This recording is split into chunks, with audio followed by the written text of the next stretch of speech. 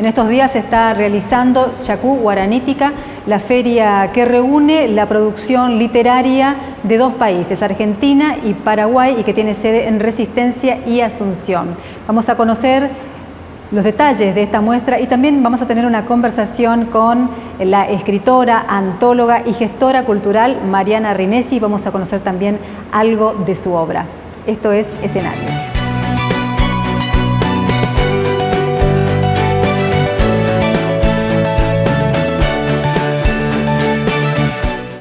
Recientemente se publicó y se presentó La Capilla del Diablo de Mariana Rinesi, que próximamente en la Feria del Libro del Chaco está por presentar también Informe Forense, un poemario. Bueno, Mariana Rinesi es una escritora correntina que ya tiene muchos años de trayectoria y muchísimas publicaciones. Te agradecemos, Mariana, que estés con nosotros. Buenos días, Constanza, gracias por la invitación. Y bueno, acá estamos preparándonos para la Feria Chacú Guaranítica, que se viene con todo. Quizás es la noticia más importante en la agenda cultural literaria de la región en estos momentos. Si querés te comento un poco de qué se trata, le comentamos a la audiencia. Es un espacio para compartir literatura que tiene la característica de ser binacional. Está organizado tanto por gobiernos, instituciones y editoriales de la Argentina como del Paraguay, con actividades tanto en Asunción del Paraguay como en Resistencia, que abarcan de todo: presentaciones de libros, charlas, conversatorios, talleres y la presencia de muchos autores. Muchos autores también, bueno, de la región, pero de Corrientes, también una buena representación. Así es. En lo que a mí respecta, voy a tener la posibilidad de estar hablando, primero y antes que nada, de una mirada feminista o de género respecto a la literatura regional en Asunción. Esto va a ser el 26 de febrero, en el marco de un conversatorio organizado por la Secretaría de Cultura de la Nación del Paraguay. Y luego sí comenzamos con una maratón de presentaciones.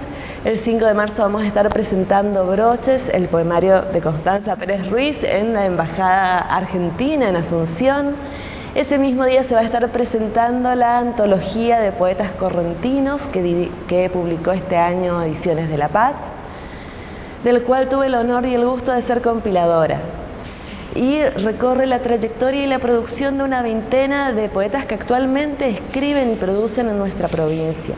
Una presentación que va a contar con la posibilidad de que el público, la audiencia del Paraguay, pueda escuchar los poemas de los correntinos en la voz de sus propios autores que nos van a estar acompañando. Y ese día, para finalizar la jornada, se va a estar presentando Informe Forense, este último poemario, del cual estoy sumamente feliz que esté ahora en imprenta. Continuando, porque no termina, la semana siguiente, 11 de marzo, 9 de la noche, vamos a estar hablando de imaginario guaranítico en la literatura de la región, una charla que se va a hacer en el Domo del Centenario, en Resistencia, organizado por el Instituto de Cultura del Chaco. Y al día siguiente estaré presentando El Hueso de la Noche, un gran poemario de Estefanía Ceballos. Y también se presentará Informe Forense nuevamente y la antología de poetas correntinos, donde tendremos una ronda de lectura excelente e imperdible de poetas de nuestra provincia. Bueno, Mariana, tremenda actividad entre febrero y marzo, no solo como escritora, sino también como antóloga, como, digamos, desde la crítica o desde el análisis de obra, muchísimo por hacer y por decir, además como gestora cultural, porque además promovés muchos proyectos también, no solamente este que nos estás contando, sino dentro de la provincia, ¿no? Gracias. Y antes de finalizar, un último evento que va a ser ya finalizando el domingo 13 de marzo. Se va a estar presentando por primera vez en una feria, en este caso, bueno, la Feria Chacú Guaranítica, Corrientes Escribe Uno, que es una antología de poetas correntinos, poetas de mucha trayectoria. Hablamos de Martín Alvarenga, de Pilar Romano, Moni Munilla, que fue publicado por la Biblioteca Popular Escritores Correntinos en la cual voy a estar leyendo, en realidad, textos. Yo no participo de esa antología, pero sí como parte del área de gestión de la Biblioteca Popular. Claro. Bueno, contanos acerca de tu poemario y después hablamos de la novela. Informe Forense es un poemario que se fue gestando a lo largo de los últimos años. Recoge poemas que son hitos subjetivos, quizás mi poesía es muy intimista, y al cual le tengo mucho cariño por eso. Refleja una etapa importante de mi vida a nivel personal. Bien. Bueno, ¿qué más se puede decir de un poemario? Y eso ya es bastante. Claro, totalmente. ¿Y editado por? Editado por Ediciones de La Paz. Bien. ¿Se puede conseguir dentro de poco en las librerías, supongo? Así es. Una vez que se realicen las presentaciones va a estar disponible en las librerías. Bien. Leía el prólogo de Estefanía Ceballos, el gran prólogo que escribió Estefanía, ¿no? Acerca de el acto de fe que significa la poesía y el hecho de, digamos, de brindar algo de belleza al mundo, ¿no? Más allá de esa disección que haces de tu intimidad y que a veces es dolorosa y que recorre obviamente muchos momentos de la intimidad del poeta. Bueno, este acto de fe, de seguir adelante y de hacer un aporte y además la valentía de mostrarlo. Y esto de la palabra, ¿no? La palabra como el bien supremo, digamos. Yo estoy convencida que hay experiencias subjetivas que nos atraviesan a todos. Los duelos, el amor, el desamor, el apego, el desapego, la tristeza. Por eso la subjetividad y la poesía intimista no tiene que tomarse como una biografía, sino es el punto de partida para empatizar con los sentimientos del otro. Y por eso es que este tipo de poesía, que quizás no se fija en los hechos históricos o no está centrado en posturas ideológicas, sin embargo llega al lector y tiene su valor no desde lo que refleja a nivel biográfico, sino de lo que tenemos en común y compartimos todos, y la posibilidad de transmitirlo. Y ahí está el valor de la palabra como canal para poder hacerlo. Bien, también hay a veces una mirada bastante sarcástica por ahí en tu poesía, ¿o no? Quizás. Se me escapa de vez en cuando, también en la novela, sí es. Claro, sí. Bueno, que forma parte de tu forma de ver el mundo, ¿no? Así es. Es cierto humor detrás de todo también. Y es parte también de lo honesto que tiene que tener la palabra. En una época donde lo políticamente correcto reina como norma, creo que tenemos que permitirnos la irreverencia. Y es parte del arte justamente poner de relieve esa irreverencia, y también tiene que generar tolerancia y la posibilidad de debate. No puede ser que cada discrepancia que tengamos termine en una grieta social, política, ideológica. Al contrario, debería generar espacios de diálogo. Y eso también muestra otro tipo de poesía que no es la poesía bella, porque viste que en algún momento el arte estuvo asociado a lo bello. Por supuesto que ya pasaba mucho tiempo de eso, ¿no? Pero la poesía también puede ser dura, puede ser crítica, puede ser irónica, puede traer humor. La poesía es un vehículo muy, muy interesante de las ideas, ¿no? Así es. Y bueno, vos lo sabrás porque también estás en este otro proyecto que nos va convocando, que es hoy en día hacer confluir la palabra con la música, que es quizás este otro nuevo camino que se está abriendo más allá de la poesía y la narrativa, que es la posibilidad de escribir letras de canciones, y a donde a la palabra del escritor se suma algo muy importante y muy potente, que son las melodías. La música, la voz de la intérprete o del intérprete. Bueno, esa es la otra parte, la otra vertiente por la que estamos, creo que ambas, caminando últimamente, y que esperemos que dé sus frutos dentro de poco. De hecho, en las presentaciones van a estar Nino Zanoni, Miguel Tallara, Candela Widman.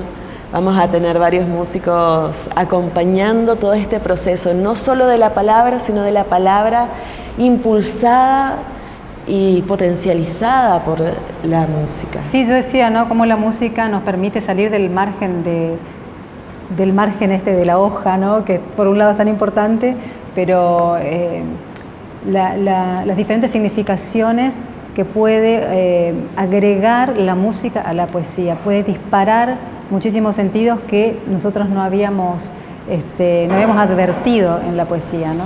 Y a veces al imponernos ciertas formas como el ritmo, la métrica, la rima, también nos fuerza a nosotros a ir descubriendo nuevos caminos o a ir modificando ciertos recursos, saliendo de nuestros propios clichés, de nuestro propio estilo.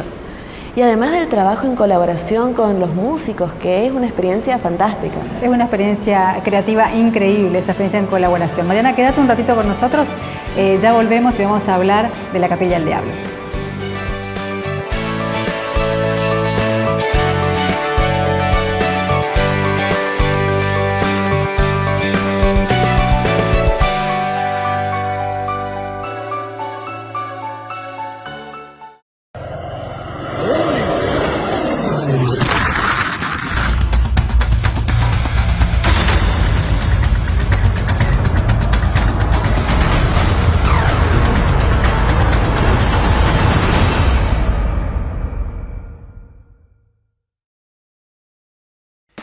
Del 1 al 13 de marzo, vuelve la Feria de la Construcción a Familia Bercomán. Aprovecha hasta 40% de descuento en seleccionados de todas nuestras categorías.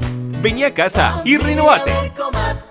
Verte bien, hoy es un lindo día para verte bien, hoy es un lindo día para verte bien, hoy es un lindo día para verte bien, para verte bien.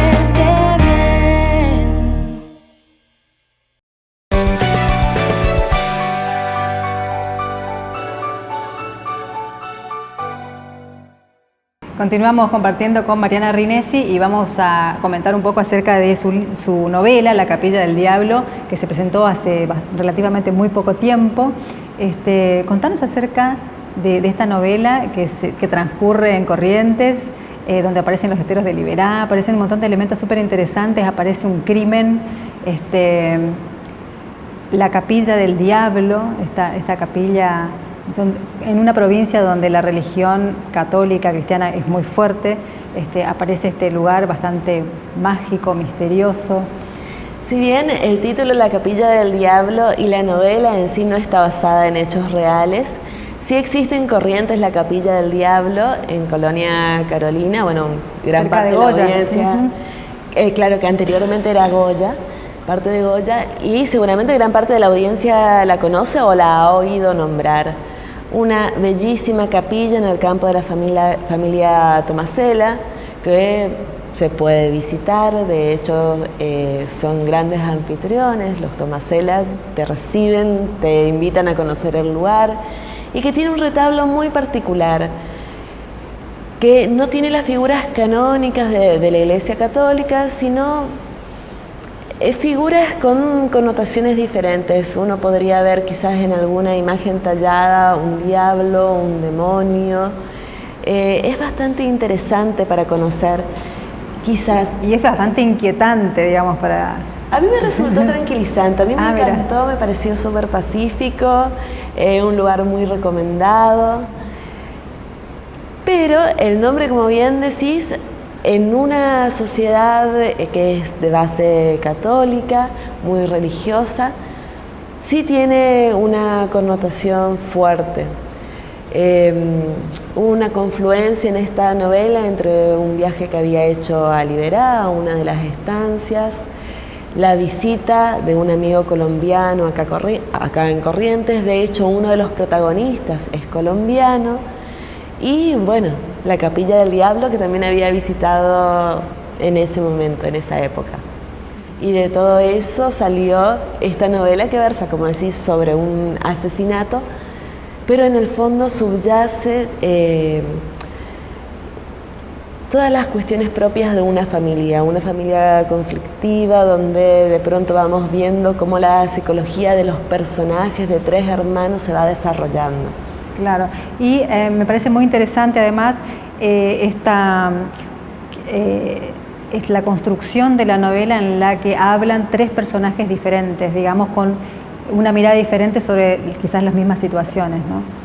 Sí, es un recurso arriesgado porque se ha utilizado muchas veces en la literatura. Me pareció interesante quizás porque, bueno, ese primer narrador que es extranjero llega a nuestra provincia, por decirlo de alguna forma, se choca con lo que es la cultura correntina, no solo con la comida, con la forma de hablar, con los lugares, con las tradiciones. Hacen una parada, caminan los esteros en el Gauchito Gil y obviamente para un colombiano llegar y ver lo que es el Gauchito Gil es algo nuevo que lo conmueve. Y en cambio la segunda narradora es correntina, así que tiene una mirada más naturalizada de lo que es nuestra sociedad. Además ha vivido años, se ha desenvuelto como mujer dentro de esta sociedad, que muestra lo que era también la crianza en su momento en las viejas estancias de Corrientes, una crianza muy conservadora, patriarcal, donde el papel de la mujer quizás estaba relegado, y ella escapa de eso a su manera. Y por último, el narrador final, que es el asesino, sobre el cual obviamente no vamos a hacer spoilers. No, para nada, pero bueno, también la novela tiene muchos momentos, ¿no? Porque tiene momentos súper intensos, como una tormenta en el medio del camino. Bueno, al final voy a contar un poco, pero no lo puedo evitar. Está este crimen, ¿no? que sucede y que es muy interesante después cómo se va descubriendo, digamos, qué sucedió ahí y quién es el asesino. Pero también hay momentos muy poéticos, como la descripción de qué se libera, ¿no? Así que tiene realmente muchos condimentos, este condimento un poco detectivesco de cómo sucede el crimen, quiénes son los que participan, bueno, la presencia de la policía de alguna manera, como dando una cierta protección, pero también ocultando algunas cosas. Es muy interesante. Yo les recomiendo absolutamente La Capilla del Diablo, porque verdaderamente es una manera además de conocernos y de mirarnos, ¿no? Esto que decías, este primer narrador, digamos, que es colombiano y que se enfrenta a una sociedad diferente, y que mira con ojos nuevos algo que quizás nosotros tenemos naturalizados y que nos ofrece otra posibilidad, otra visión. Así que tiene todo, para mí, La Capilla del Diablo tiene todos los condimentos de una gran novela. Así que, bueno, ¿qué más? ¿Viene otra novela? En este momento estoy escribiendo otra novela que se va a llamar Iberá. No quiero quedar encasillada con la temática de Iberá. Enfoca desde un lugar completamente diferente lo que son los esteros y la presencia de los esteros en la trama. Pero bueno, tengo la expectativa de terminarla este año. Siempre los procesos de elaboración y de redacción de un poemario y de una novela son diferentes. La poesía y la narrativa tienen sus mecanismos de elaboración interna incluso distintos, requieren diferente concentración, diferente forma de trabajarlas. Pero sí tengo la expectativa de terminar esa novela este año. Estoy muy contenta por la buena recepción de La Capilla del Diablo, y para mí ha sido una aventura hacer ese pasaje quizás lento desde la poesía a la narrativa, porque como bien decís, hay mucho de poético en el texto de La Capilla del Diablo. Imposible escapar de eso. Bueno, Mariana, te felicitamos, te agradecemos que estés con nosotros, que nos brindes toda esta información acerca de el escenario cultural y de la narrativa y de la escritura aquí en la literatura en nuestra región en estos días. Y bueno, esperamos escucharte, por supuesto, y acompañarte en la presentación de tu libro también. Gracias, Constanza. Continuamos en Escenarios.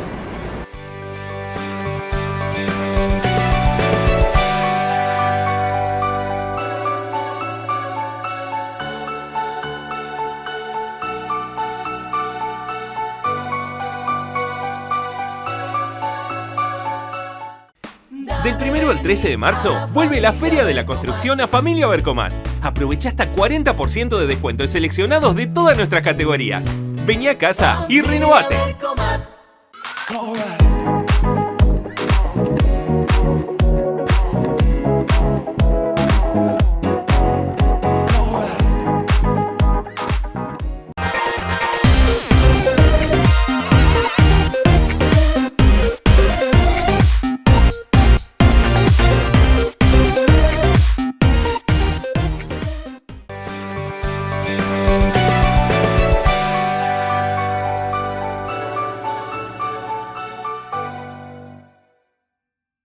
Los invitamos a hacer un breve recorrido por la muestra La mandioca del cultivo a la mesa en el Museo de Ciencias Naturales, de la mano de Ricardo Medina del Instituto de Botánica del Nordeste. Estamos en el Museo de Ciencias Naturales Amado Bonpland. Aquí hay una muestra, La mandioca del cultivo a la mesa, y está con nosotros Ricardo Medina, investigador del IBONE, Instituto de Botánica del Nordeste, para contarnos un poco acerca de esta muestra. ¿Cómo estás, Ricardo? Hola, ¿cómo te va, Constanza? Bueno, acá estamos en la muestra in situ. Tenemos algunas vitrinas preparadas con algunas partes, digamos que relacionadas con la cadena productiva de la mandioca. En este caso podemos ver la planta completa de la mandioca con todos sus órganos, ¿no es cierto? En forma didáctica se trató de poner en cada una de sus partes algún rótulo para que la gente vaya conociendo cómo se llama la mandioca en forma científica, ¿no es cierto? Maniote esculenta, las partes de la mandioca, el sistema de raíces, las hojas, los tallos que se usan para el cultivo. Bueno, en esta otra vitrina, nosotros lo que quisimos representar en forma muy resumida, digamos, el cultivo de mandioca.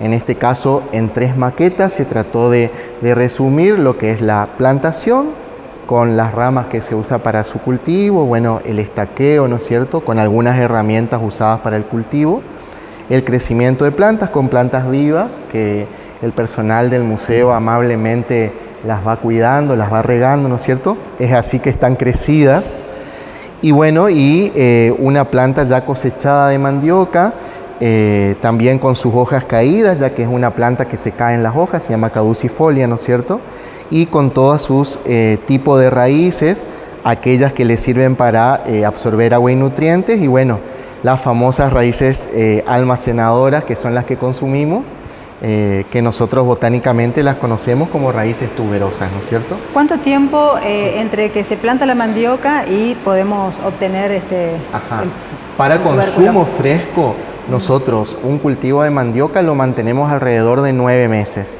es decir, en septiembre lo podemos plantar, digamos, una vez que cesó el riesgo de heladas, y alrededor de abril-mayo ya podemos cosechar, y esas raíces están aptas para su consumo, dado que tiene una concentración de almidón, digamos, ya adecuada, y también de fibras. Porque la mandioca las podemos cultivar más tiempo, es decir, por 1 año y medio, por ejemplo, pero en ese caso el destino va a ser diferente, dado que ya tiene mucho contenido de fibra. De esa manera ya se va a destinar a industria esa mandioca para la extracción de fécula, ¿no es cierto? Claro, ¿y en estas vitrinas? En estas vitrinas, digamos, una vez que se hace la extracción de esa fécula que estábamos hablando, ¿no es cierto?, que en este caso está representado en digamos, algunos productos de la mandioca, se puede hacer la extracción de la fécula. Fécula es el almidón de un órgano que se encuentra bajo tierra. O sea, así lo conceptúa el Código Alimentario Argentino. A diferencia del almidón de maíz, que viene de un fruto que, digamos, es aéreo, ¿no es cierto? De esa fécula se pueden hacer panificados, bueno, el conocido chipá, ¿no es cierto?, que a todos nos gusta, con sus diferentes formas. Y hoy día, digamos, se está haciendo mucho de las mezclas con otras harinas libres de gluten, como por ejemplo la harina de maíz o la harina de arroz, y se pueden conseguir otros productos, digamos, panificados y masas derivados de estas féculas libres de gluten, como la mandioca, por ejemplo. Bueno, nos decías que la misión de esta exposición es dar a conocer todas las posibilidades que nos brinda la mandioca, ¿no? Exactamente. Y bueno, están también expuestas algunas hojas, dado que en otras partes del mundo son consumidas a partir de su cocción en sopas, o también incluso hacen harina de hoja de mandioca, que en Brasil, en el sur de Brasil, en Río Grande do Sul, por ejemplo, se utiliza en colaciones, por ejemplo, o en el desayuno o en la merienda se puede utilizar como suplemento dietario. Lo que pasa es que en el caso de la mandioca sí o sí tenemos que hacer acondicionamientos porque todos sabemos que tiene ácido cianhídrico. Por eso nosotros la raíz de mandioca la pelamos y la cocinamos. En el caso de las hojas, las tenemos que secar, deshidratar y acondicionarlas para que puedan ser aptas para su consumo. De esa manera nos liberamos del ácido cianhídrico, que es un producto volátil. Entonces, con un determinado proceso industrial, nosotros nos podemos liberar de ese antinutriente y de esa manera poder, digamos, aprovechar las bondades de la mandioca, ya que tiene altísimo contenido de proteínas, incluso es considerada, digamos, como la alfalfa de los pobres, se le suele decir, porque tiene hasta 22% de proteína, que para un vegetal es, digamos, una muy alta concentración. Sí. Bueno, también hay un video, ¿no? Hay un video en donde se explica toda la cadena productiva de mandioca. O sea, excede un poco a lo que está en las vitrinas, porque hay algunas cosas que no las podemos exponer en forma física, ¿no es cierto? Así que también le invitamos a que puedan, digamos, conocer un poco más de la mandioca, valorarla en 28 minutos. Muy bien, entonces invitamos a la gente que se acerque al museo. Sí, a todo el público, a los que son técnicos, a la gente que, digamos, común, digamos, del día a día, lo cotidiano, para que conozcan un poco más de nuestro cultivo tan noble como es la mandioca. Muchísimas gracias. Gracias a ustedes.